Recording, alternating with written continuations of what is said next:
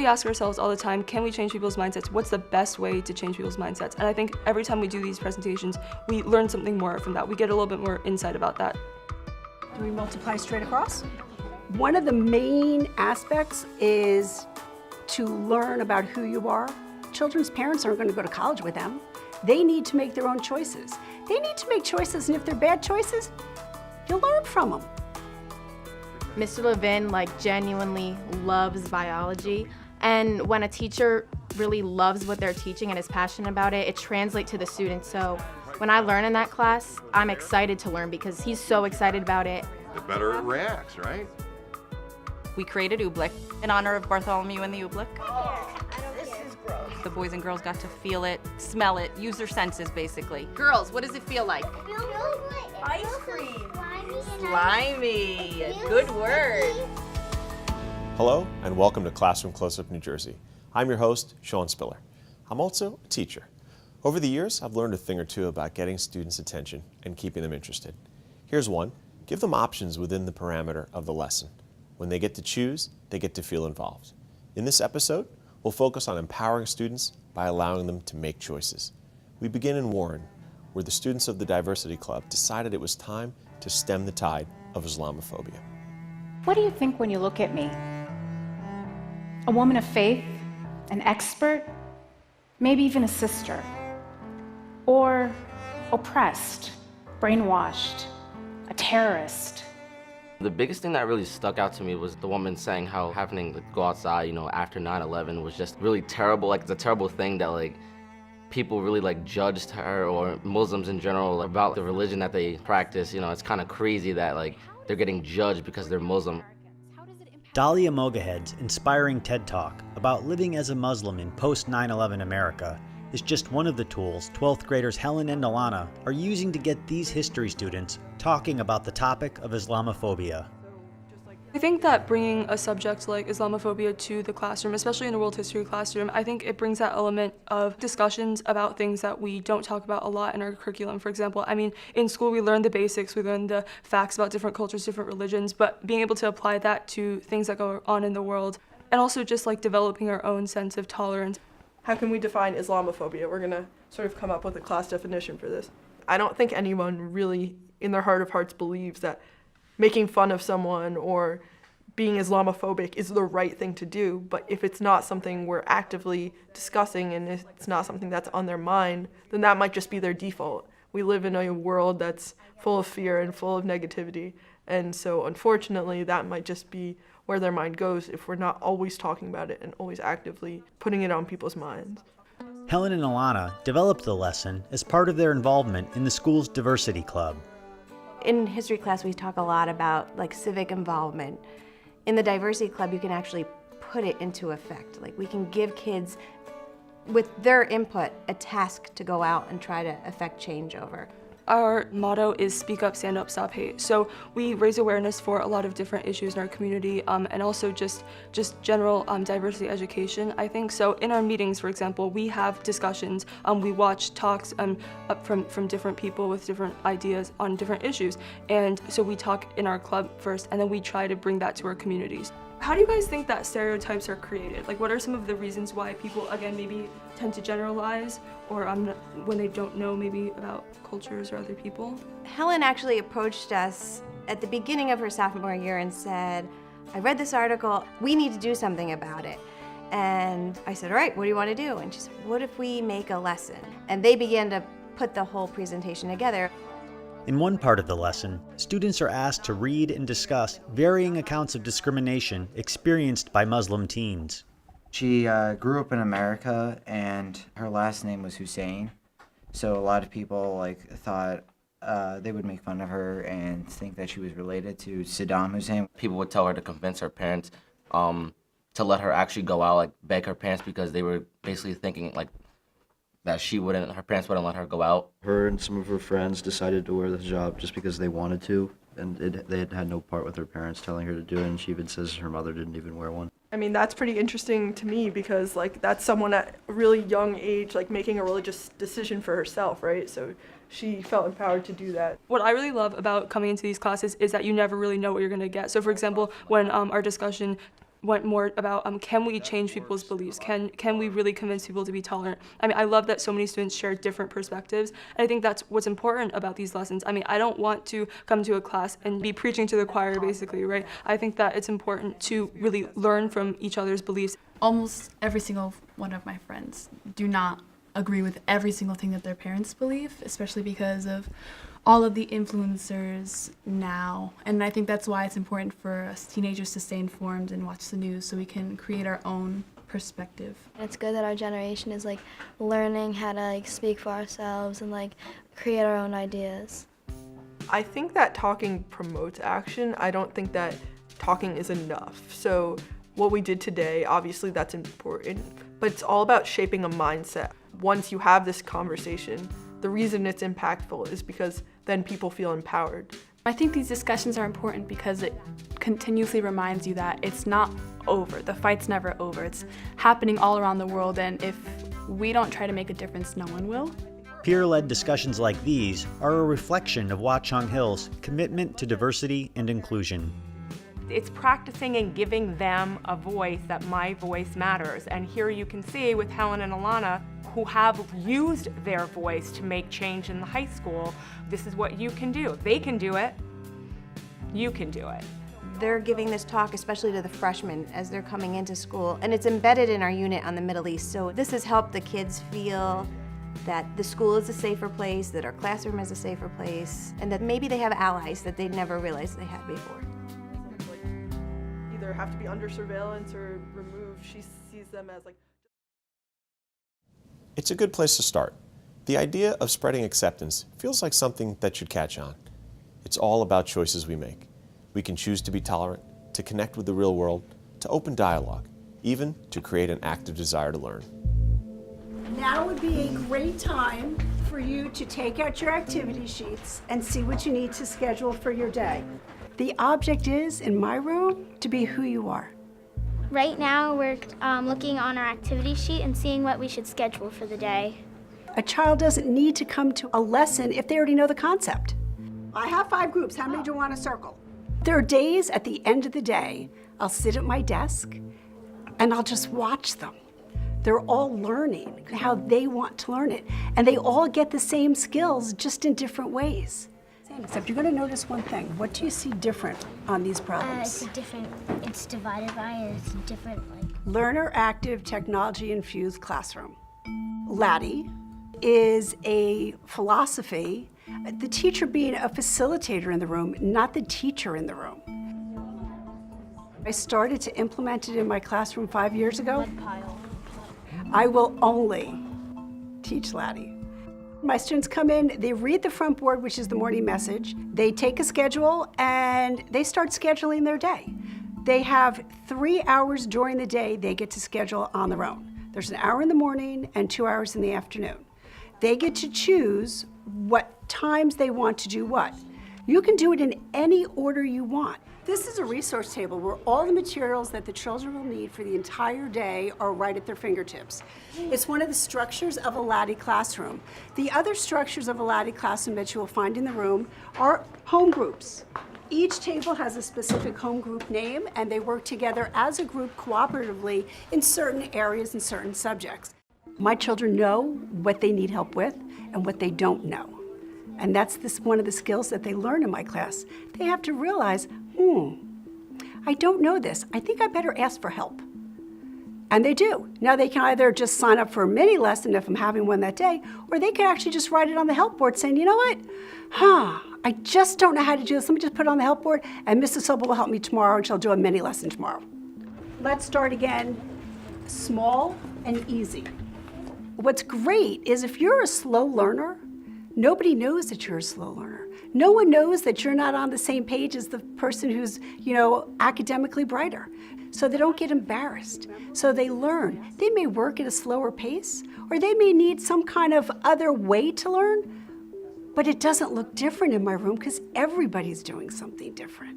Amory and Ellen got to their feet. Papa suddenly crossed the room and put his arms around them both. In our classroom, it's very different, and you get a lot more freedom, and you get to do whatever you want. like at different times. We're sitting at the windowsill because I feel like I get my work done better here because I'm not by all of my friends and it's not as loud.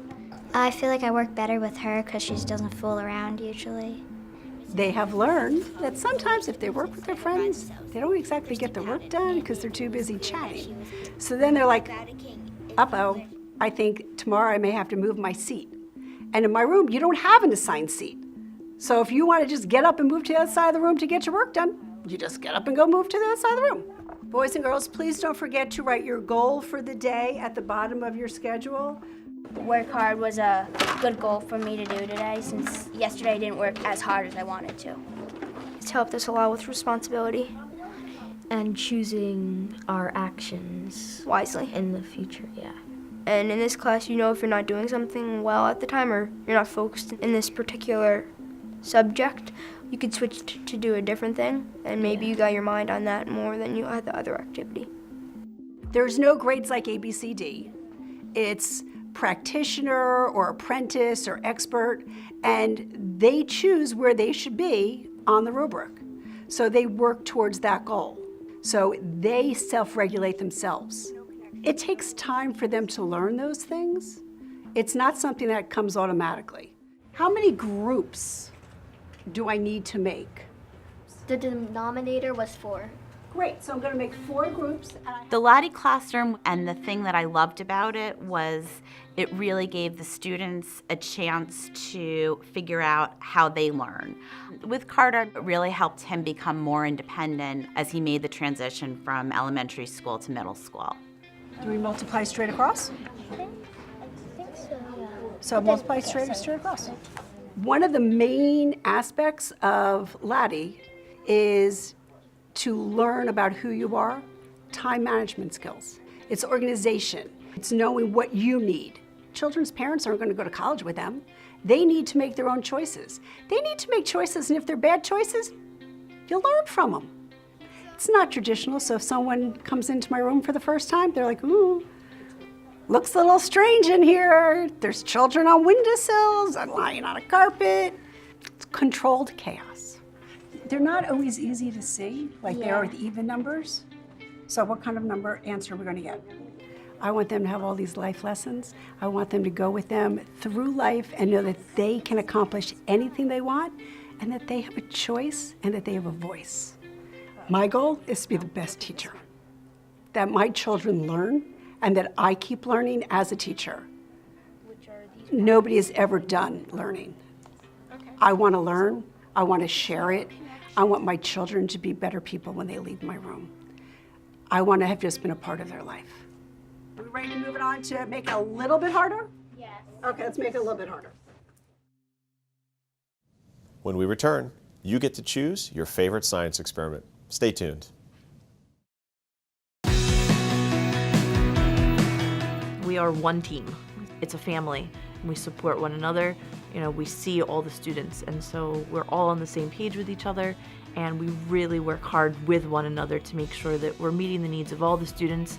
And as I've expressed to them, you know, the different strategies that are working in my room, you know, for different students, they're like, oh, maybe that would work in my room. So our collaboration is key. And throughout the whole school, we're 4 teams represent the entire 5th through 8th grade of the school. So we're all extraordinarily close, and we plan activities together, and we're doing a cross-curricular project as the entire school right now, where the teachers are biking across America on stationary bikes, and all the students are doing activities, content related. So it's just a fun, collaborative environment, and I'm very fortunate. All these things are going to react to these signal molecules. The more signal molecules you have, the better it reacts, right? Oh, I learn something new every day. I see this as probably the best thing that's happened to me at Nottingham High School. Mr. Levin genuinely loves biology. I could tell that from the first day of the class. About 10% sugar. That is awesome. It brings bio to life, and it made my love for bio even stronger than it was before. We now know what an isotope is. If everybody had a class like this, it could be life-changing. About the enzyme group over here. Life-changing. High praise from these AP biology students for teacher Steve Levin. who will be retiring after 18 years here at Nottingham High School. I'm just so glad I was able to be a part of like his last year and like learning. I'm gonna miss him so much. I'm gonna miss the class so much in general, but even though like we're his last group of kids, like he still puts his all into everything and like it's so much fun. The all he puts into everything includes designing innovative experiments with the goal of preparing students for college. There's depth and imagination in each experiment that opens minds and expands skill sets for these curious young people. I literally dream some of these things up. I mean, and I even amaze myself sometimes. You're going to use your hands as enzymes. This is going to represent glucose. Glucose has 6 carbons, and these 6 carbons are represented by the popsicle sticks. And all you have to do is pull them apart. So we'll do it at room temp. Perfect. 6, 7, 8. Now, 8. we'll do it underwater. 5? Yeah. Okay. Wow. And we'll do it on ice. We are showing how enzymes break down substrate, as in this case is glucose. We changed the temperature. What was the other way we changed it? You added more enzymes. Ah, you add more enzymes, you get more product. In this case, what was the product? Pyruvate, right? And that's what glycolysis is in your cells. Your cells are doing this all the time. So many people learn differently in different ways. He mixes it up. We do visual learning and we work in groups, and we also do just straight notes from the board. So all those together helps you absorb the information in different ways. And this is the way all labs do this. Mr. Levin puts so much time into our specific class. Like, there's so much extra time that he puts in that he doesn't need to, that really like makes the class like worthwhile. This is a density gradient. So each one of the colored liquids has a different amount of sugar in it. So a completed density gradient looks like this. The red liquid has 40% sugar, the yellow has 30%, green has 20, the blue has 10, and then our clear liquid at the top has 0. Sometimes you're gonna, get a test tube that's really cloudy and then you can't use it for the experiment, so you just have to go back and make another one. And since we're testing 3 different materials, we need to have at least 3 very clear test tubes. So this is a small piece of the orange membrane, and we're just gonna place it right at the top. Look at the orange is not very sugary. When we add this energy drink, we were all athletes in our group, so we do take like Gatorade and different kinds of sugars before we compete, and we were very curious to see how much is in an energy pouch. Wow. So this has right down to the 40% sugar. 40% sugar. So it dropped all the Over 40%. Over 40%.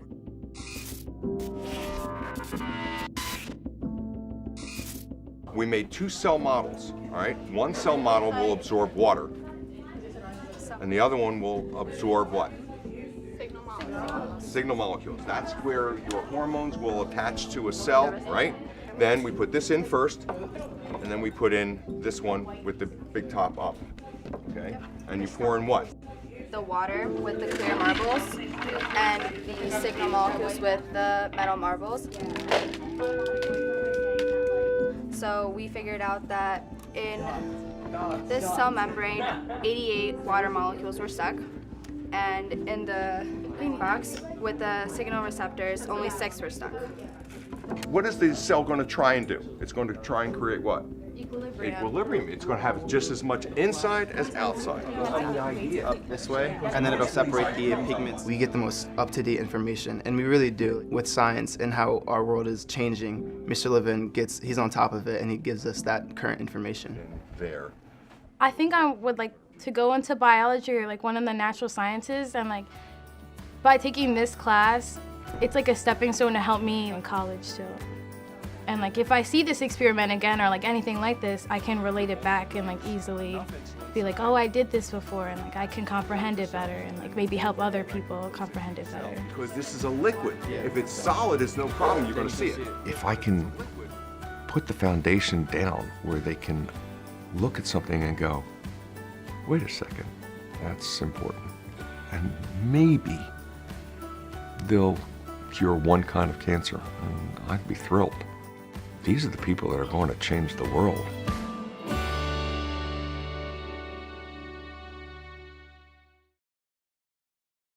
You're watching Classroom Close-Up New Jersey. Yay!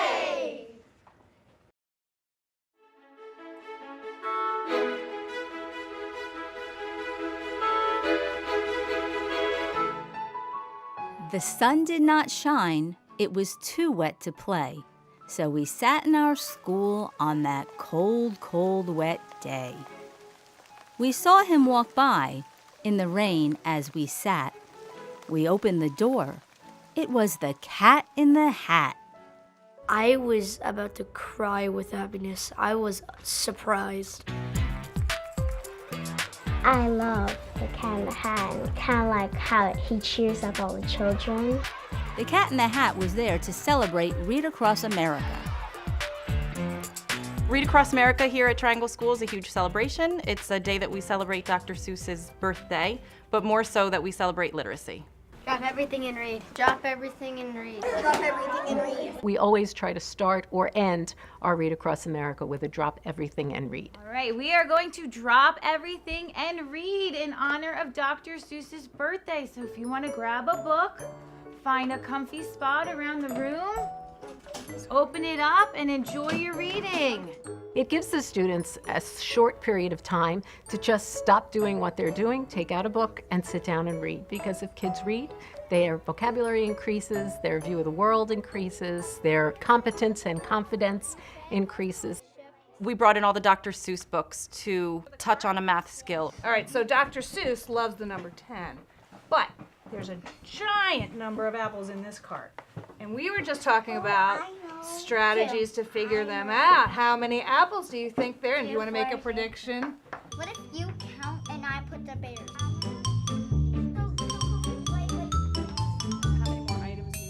Or touch on a science skill. What's going to happen when we mix these ingredients? We created oobleck in honor of Bartholomew and the oobleck. This is gross. The boys and girls got to feel it, smell it, use their senses basically. Girls, what does it feel like? Ice cream. Slimy. Good word. We try to use our senses a lot when we're writing, whether we're writing a narrative or writing about an experiment. We touch on a reading sequencing skill. The Lorax had some problems with some things, right? What happened to some of those animals in the Lorax? I thought the Lorax piece was so important that the kids had to connect that they are the people that are now supposed to solve the problem. We have to protect our environment. And that's the message the Lorax is giving it. So the book doesn't solve the problem. We just assume that you, the kids of today, are going to solve the problems, right, in our environment. So that's why we're planting seeds. We took the story and we used it as a bounce off to say, all right, now how would we do planting a seed? We use our finger to make a hole, then we drop the seed in the hole, and then what do we do? Fill the hole with dirt. Fill the hole with dirt. So we would have to follow the directions. So we had to read, we had to understand that we had to put those events in order. They don't call me green fingers for nothing. There we go. There's my green thumb. Excellent. We'll see a Dr. Seuss book that ties in creativity. Last week we read The Cat in the Hat, and this week we did a pre-write and they designed cleaning machines because in The Cat in the Hat they had a cleaning machine. There's going to be like pom-poms over here that cleans it, and then dust is going to come out, or like dangerous stuff, and then you take it out, pour it, and then you just continue. Like a filter. Yeah, like a filter, like a dangerous filter. This is it stands for fluffing pillows, and it just cleans dust with this broom, and it goes in here and it dumps it out. And these are the wheels. Look at that. I love it. All these books, there's so many great ideas, and there's so many extension activities that we could do with our students. And it's all from Dr. Seuss. All of the grades participate in the event. It's K-4, so our kindergarten through 4th grade participates in everything. Every year is a different theme. Dr. Seuss is on the loose. Dr. Seuss is on the loose. Dr. Seuss is on the loose. Dr. Seuss is on the loose. This year, because Dr. Seuss is on the loose is our theme, we're having some first responders and soldiers come in and read to the students. I am the Lorax he coughed and he whiffed. Every year we try to get the 8th graders to come over and read to the students. When I used to go here, I remember people from the middle school coming to read to us, and I wanted to do the same thing. I liked reading to the kids because I really enjoy reading, and so just being able to read to all them and let them like listen and see the book is just awesome. And anytime a child sees an adult with a book or an older student with a book expressing the importance of reading, it rubs off. Today, my class is reading to a 1st grade class. We each have a first grader, so I am reading to one, and same with my entire class. If you walk through the building and you see everything that's up, we have an idea. Our art teacher, Nancy Knutson, has the vision. It feels like you're walking through the book of Dr. Seuss. Reading is not just about being a second grader or a third grader or a fourth grader reading. It's a lifetime. It's a lifetime skill that will take you far, take you places. Oh, the places will go if you only just keep opening books.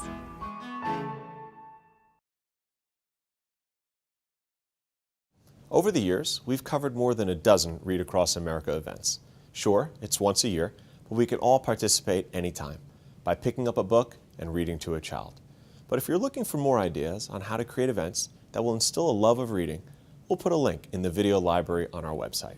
Check us out at classroomcloseup.org. Well, this is our final episode of this season.